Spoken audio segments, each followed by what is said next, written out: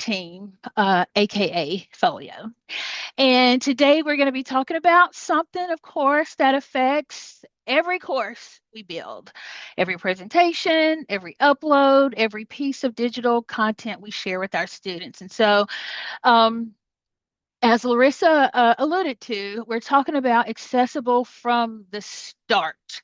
And we have been in a series of sessions about different topics and how to make them accessible from the start when you're building them. And so we're talking specifically today about slide design and visual structure.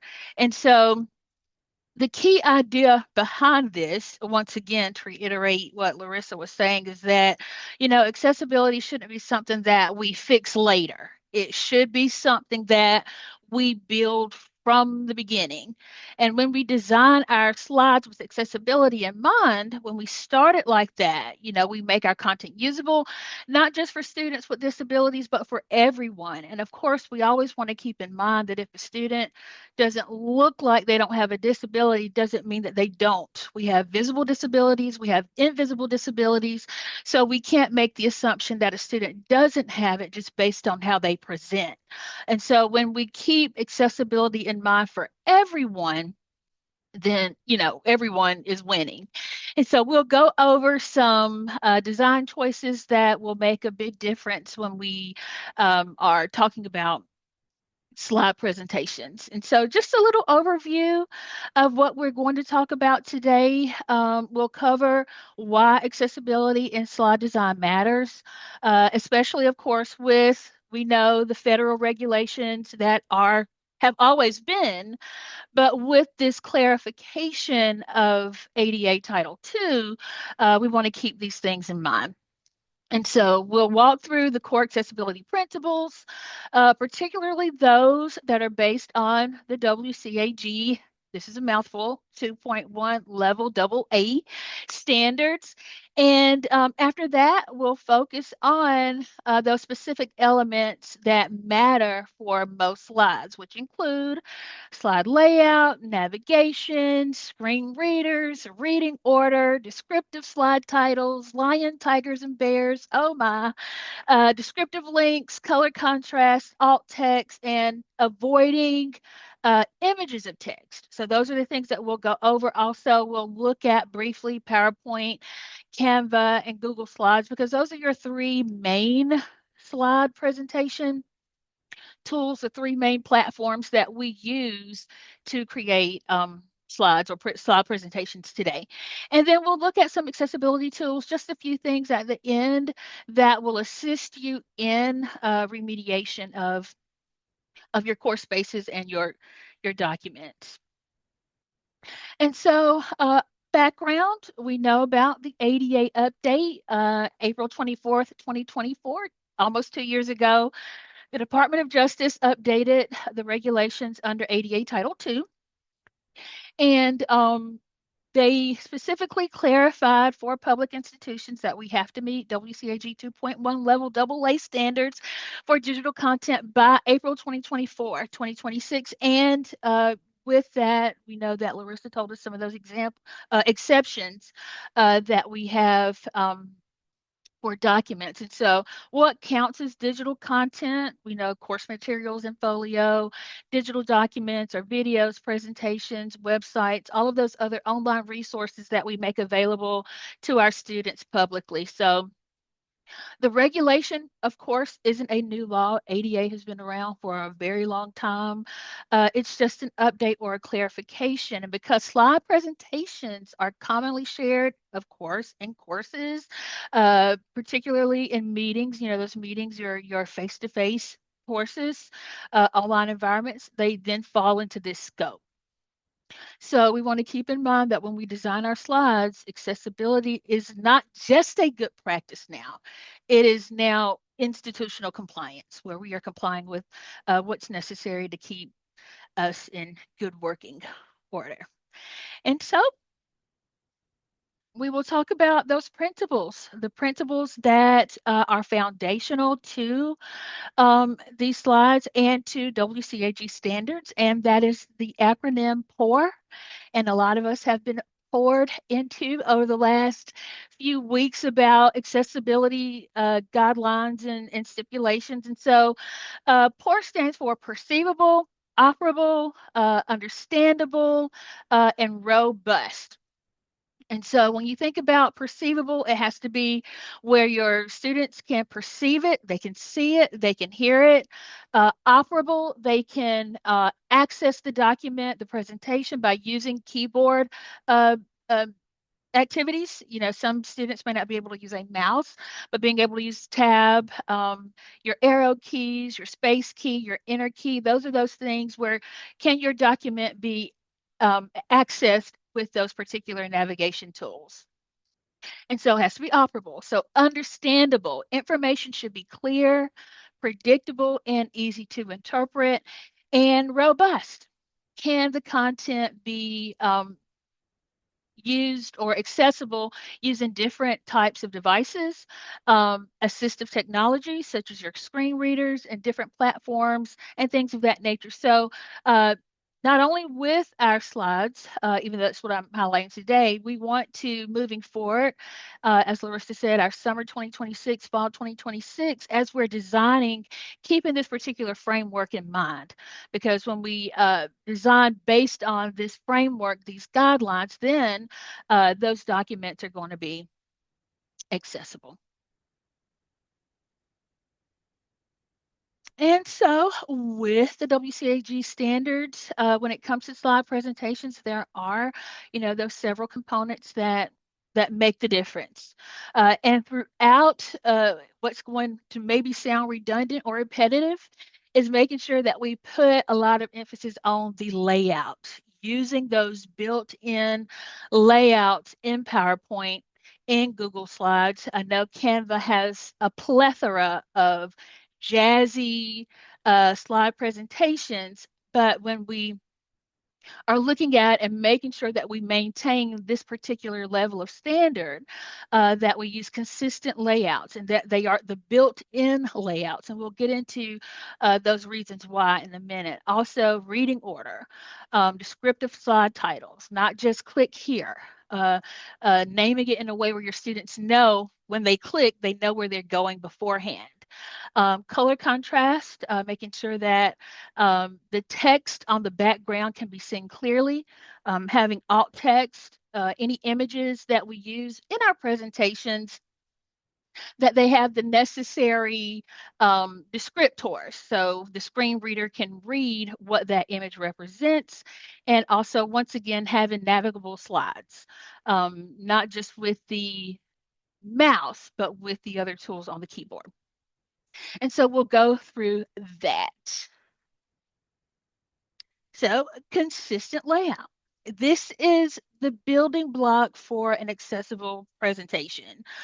Using those built-in layouts in PowerPoint, Google Slides, those simple presentations in Canva, because when slides follow that same structure, users can, of course, understand where the information appears, where it's going, if titles always appear in the same place.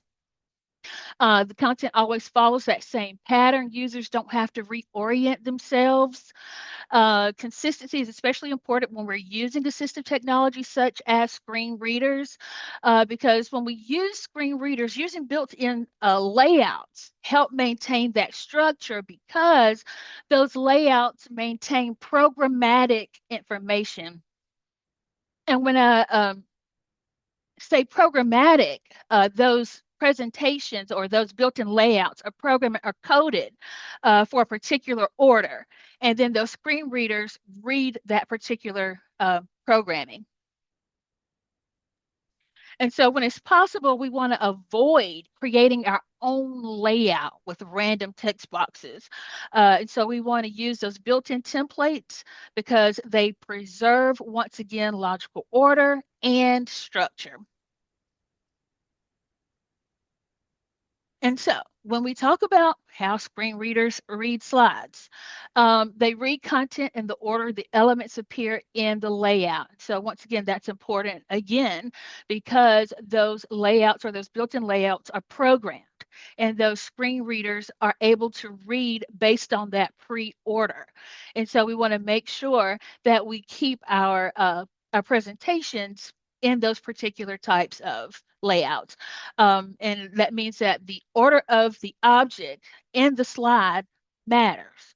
And if text boxes are placed randomly or floating across the slide, screen readers may read them in confusing order. They may not read them in the order that you have designed for them to be read when we create our own layouts. So that's why it's important that we use those built-in layouts. And so it might read once again like the last point first, and that can throw off our comprehension. That can throw up a lot of things when it comes to our students.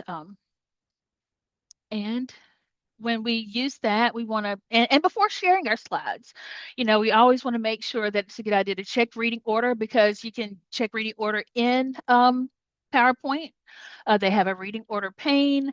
You can check reading order in Google Slides. Google Slides, the best way to check it in Google Slides is start at the left-hand corner in Tab, and that's going to show you how the screen reader is going to actually read that content in Google Slides.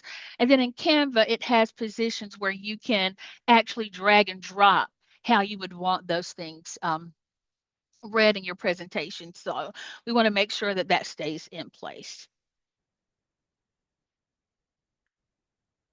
And so with our descriptive slide titles, every slide should have a clear and descriptive title. So slide titles do more than just, of course, label that content. They help the screen reader identify the topic of each slide, and it allows the user to navigate presentations quickly. So we don't want to use like overview as a title. We don't want to use just content or information. You want to use, for example, steps for writing accessible alt content. You want it to be a descriptive slide so your students know exactly what's coming up, and it maintains the order and relationship of what you're presenting on your slide.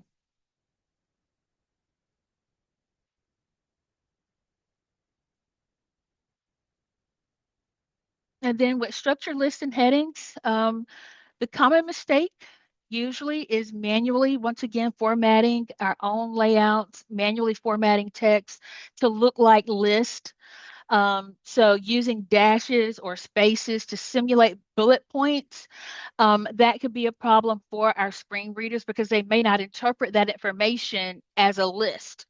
And so, just like I was saying earlier, it's going to sound kind of like a broken record. It's going to always go back to using those structured lists and headings that are already built into the presentation, that's already built in, because when you use those structured lists and headings, it helps the screen reader communicate that information. It helps it communicate those numbered items, that hierarchy of information, the relationship between points. So it also improves readability for everyone. So once again, it's not just for those who identify or don't identify with disabilities, but it's for everyone. It helps everyone. And so as we go into our descriptive links, once again, as I stated earlier, we want our links to be descriptive. You want your students to know where they're going, not just click here. That's vague. Where is click here going to take me? And so screen readers will often present links out of context. They can. So if a user hears a list of links that say click here, they don't know where that link is going to take them. So instead of link the text should describe the destination. So for example, in the image, click here, no. But if you want them to download the syllabus and that syllabus is linked, download the syllabus. So make sure that those links are prescriptive. And then when we use that clear link, it improves navigation, of course, for the screen reader, the users, and of course, sighted users.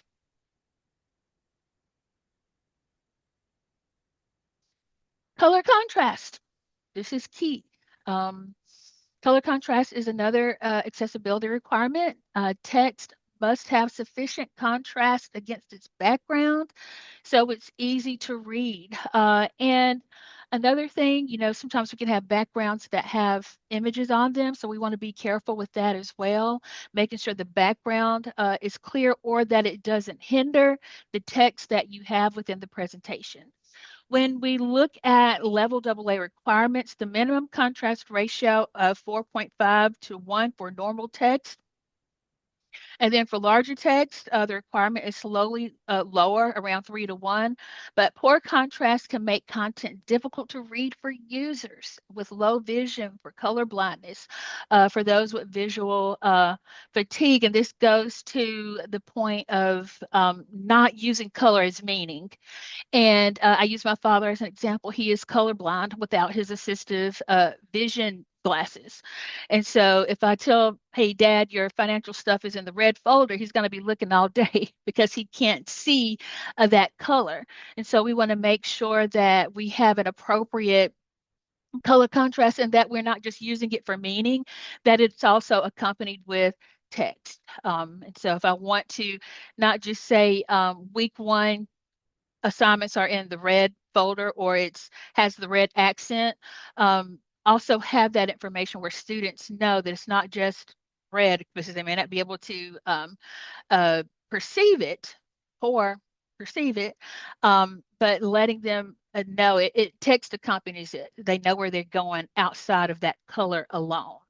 And so we want to have, of course, those additional indicators. And there is the web aim contrast checker because we may not know a ratio to what color contrast I should use. And so you can use that particular tool, and I'll take it back to the front slide at the end. So if you want to scan the QR code for the presentation, you'll have access to those links. And so what's alt text? And so we know mainly alt text stands for alternative text. And so it allows screen readers to describe images to users who cannot see them. We know alt text should focus on the purpose or the meaning of the image.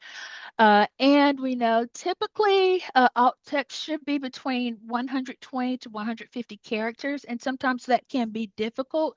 But keep in mind that some screen readers and some older assistive technologies, some of them will stop reading after 150 characters. It'll split the text and it won't make sense to the user or the student. So 120 to 150 is that kind of gold standard because we want to keep in mind what's needed for our students and the screen reader so it can be successful at reading what it needs to read to our students.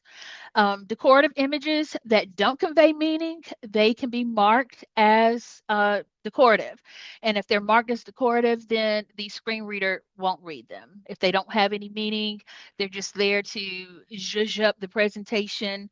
You can mark them as decorative and the screen reader won't pick it up. But meaningful images like your charts, your diagrams, your graphics should always include alt text so users understand the information that is being presented to them.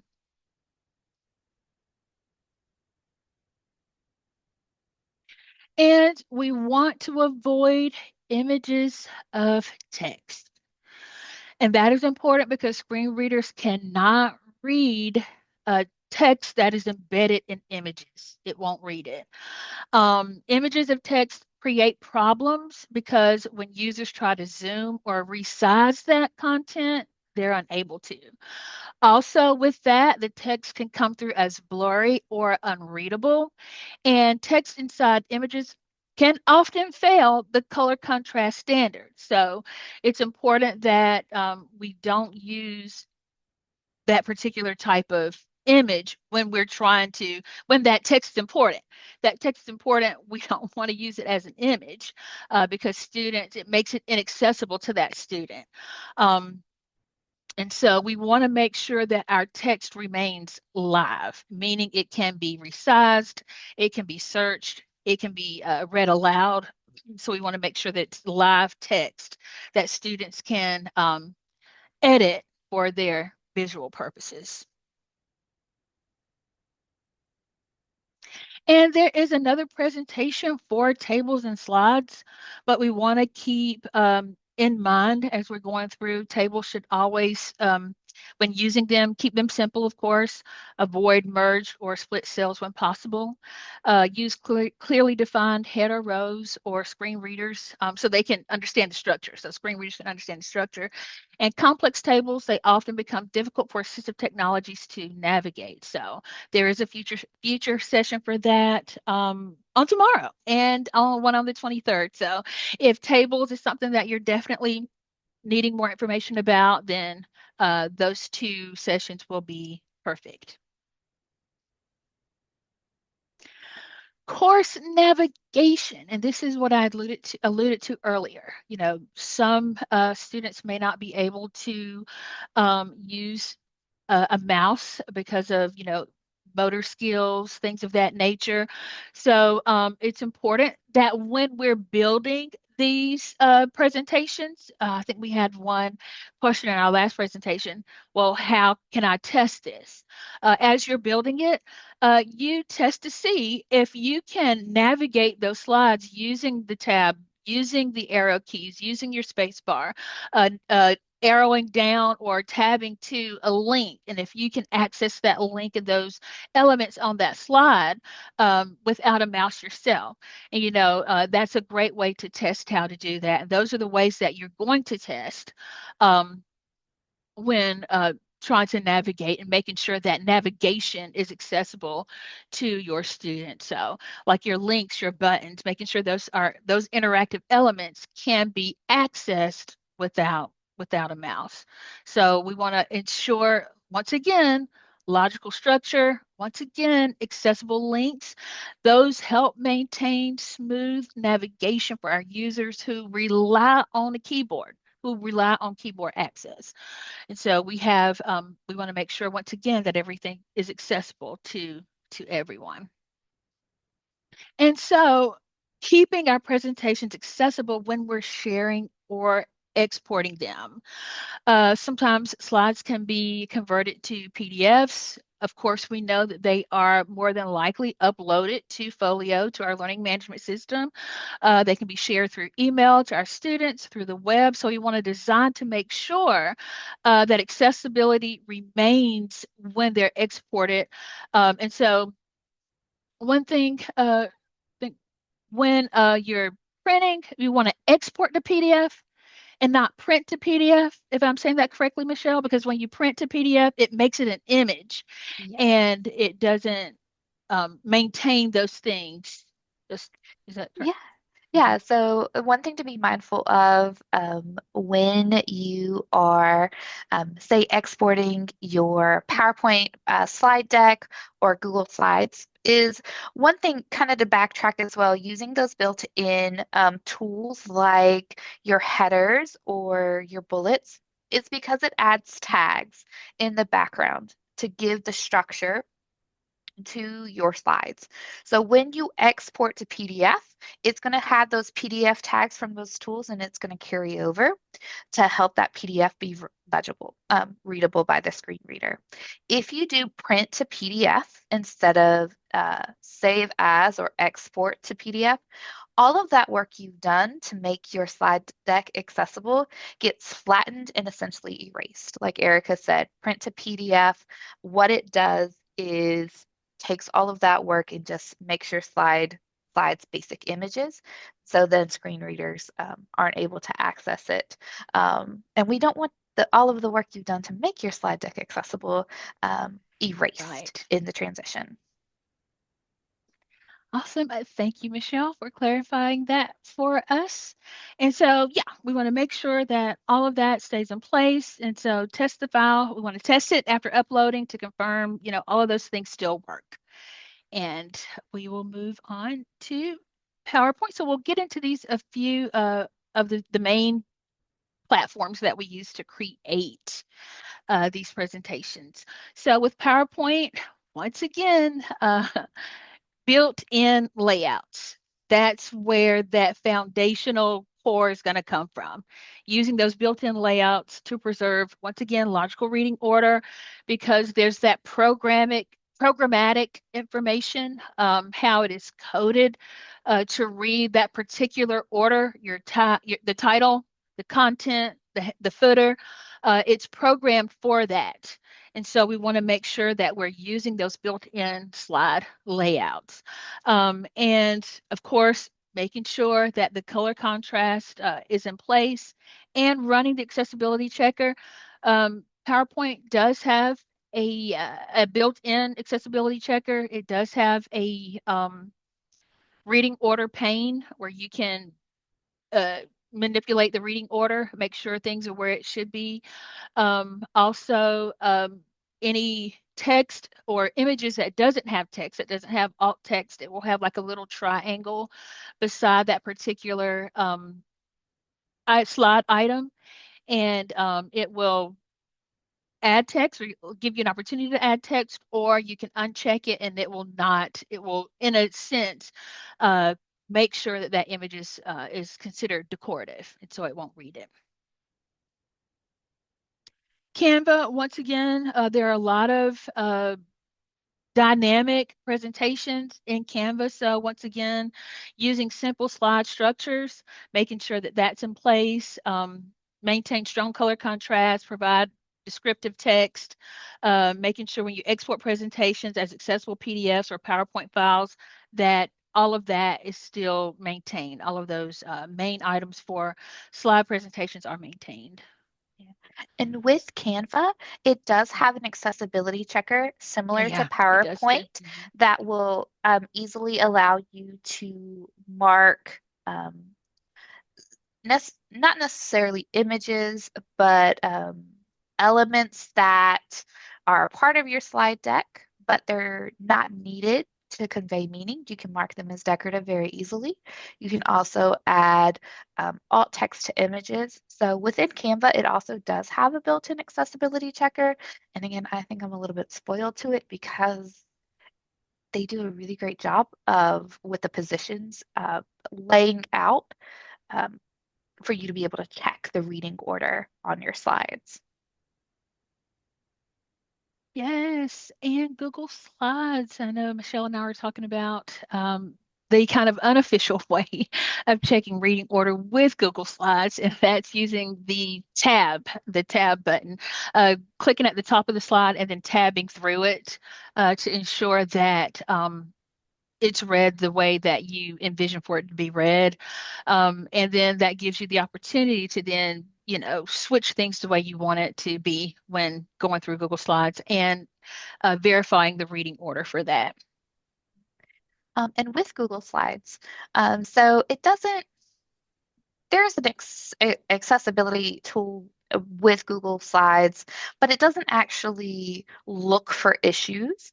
So what we recommend for Google Slides is actually using Grackle for Slides. It's a Google extension that's free to download that will look at your Google slide deck similar to how Panorama looks at your documents and then offer a checklist of things to say, yes, it's good to go, or this needs to be remediated, and then offer tips to remediate those issues.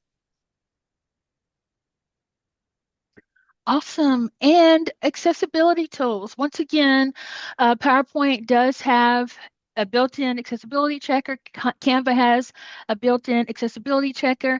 And as Michelle just talked about, Grackle. And we think that that is also in the works in our department, getting a university license for it. So that's in talks. There is a free and paid version, as Michelle was talking about. So there's Grackle for also slides, docs, and sheets. And so, yeah, that's in the works. And also, of course, Panorama on the resources tab in Folio, that's where you would locate Panorama. There is 508 suite of accessibility modules, Regulation 508.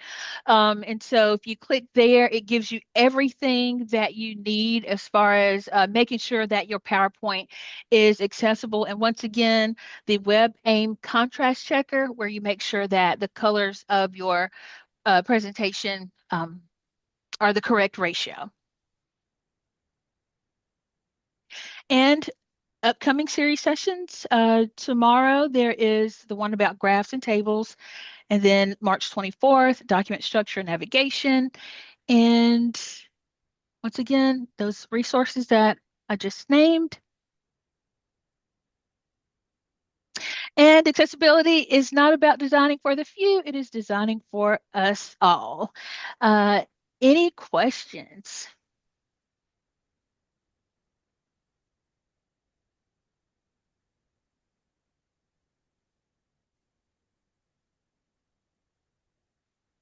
So one thing to note, if you are sharing slide decks with your students, if it is shared as a PowerPoint, that is a file type that Panorama does support and will generate an accessibility score for. But if you are sharing links to Google Slides, Panorama doesn't have the ability to push out to that slide deck and look at it. Panorama, that's one of its limitations. It won't evaluate Google Docs or Google Slides. So if you're sharing it, it's one of those things that needs to be remediated outside of Panorama.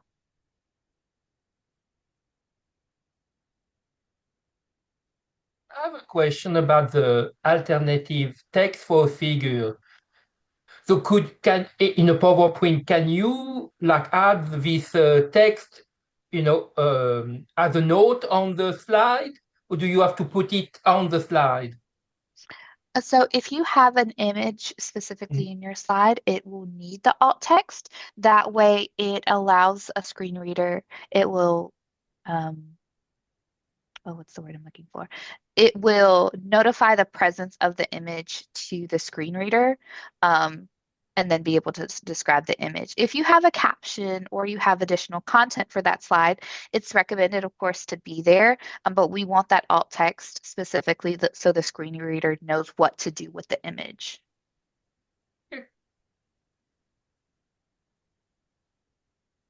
And I have some PowerPoint, that I've been using, and sometimes I use the same title for several slides, and I when I run the check on what on PowerPoint, it suggests to have a different title for each slide. Is this recommended, ma'am? Yes. And Okay. so what I would do, what I would recommend is there's a way to differentiate. So if it's the Mhm. same subject for the content, you could do part one, part two, Okay. and part three, because then you're differentiating the slides, but indicating that it's a continuation of the same content. So that's an easy fix, just to add part one, part two. Okay. That's pretty useful.